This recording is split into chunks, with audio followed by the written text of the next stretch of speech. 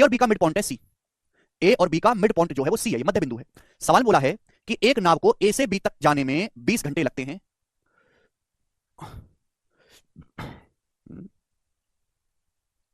And comes back to a mid point C between A and B.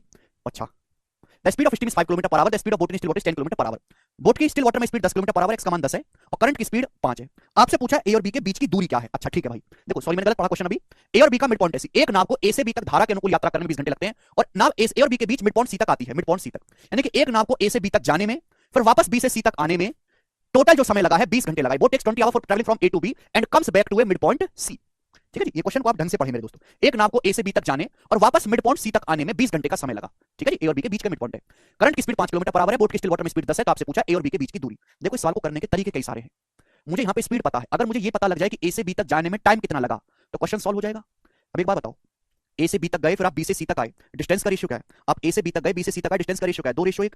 भाई BC जो है वो A B का आधा है, अगर ए बी 2 है तो बीसी 1 है। अब मैं बात करता हूँ स्पीड के रेशियो की। क्या बात करता हूं? स्पीड के रेशियो की मेरे प्यारे भाई, ठीक है ना। आप ए से बी तक जाते हो डाउन स्ट्रीम, नाव जो है ए से बी तक कैसे जा रही है? डाउन स्ट्रीम जा रही है। डाउन स्ट्रीम की स्पीड क्या है? एक्स प्लस वाई है 10 + 5 15। वापस कैसे आते हो? अप स्ट्रीम, अप स्ट्रीम वापस आओगे, अप स्ट्रीम की स्पीड आएगी एक्स माइनस वाई 5। तो 15 5 का रेशियो क्या है? 3:1। स्पीड का रेशियो क्या है बच्चों? 3:1। आप बोलोगे हाँ जी सर बिल्कुल सही। भाई डाउन स्ट्रीम की स्पीड क्या है? एक्स प्लस वाई तो है डाउन स्ट्रीम की speed, X plus Y 10 + 5 15 kilometre per hour downstream की स्पीड है। वापस आप अप स्ट्रीम आते हो 5 की स्पीड से। तो डाउनस्ट्रीम और अपस्ट्रीम की स्पीड का रेशियो क्या है? 3:1। तो अगर मैं इन दोनों को डिवाइड कर दूंगा तो टाइम का रेशियो आ जाएगा। टाइम का रेशियो क्या है? Cross multiply 2 = 2 3 = 3 2:3। टाइम का रेशियो 2:3 आ गया। यानी कि ए से बी तक और बी से सी तक जाने में टाइम का रेशियो 2 3 है। टोटल टाइम कितना लगा? टोटल टाइम लगा 2 और 3 5, जबकि टोटल टाइम लगा है 20 घंटे। तो 5 की वैल्यू जो है वो 20 घंटे है मेरे दोस्तों, 4 गुना।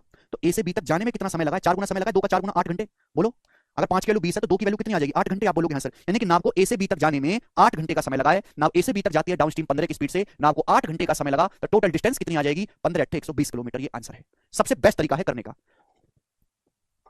यस, हो सकता है कि आपने दूसरे तरीके से किया हो मेरे प्यारे भाई, दूसरे तरीके से, ठीक है बच्चे, बट आपका जो है आंसर सेम ही आएगा। आप एलसीएम लेके भी सवाल को कर सकते हो, वेरिएबल मान के भी कर सकते हो, लेकिन आपको लॉजिक क्लियर होना चाहिए दिमाग में कि भाई मुझे सवाल में स्पीड दी हुई है और मुझे निकालना डिस्टेंस। अगर मुझे टाइम पता लग जाए टाइम, तो क्वेश्चन सॉल्व हो जाएगा। तो मैंने ये पता लगा लिया कि ए से बी तक जाने में टाइम क्या है, और टाइम कैसे पता लगाया? रेशियो का इस्तेमाल करके। ये बेस्ट तरीका है करने का।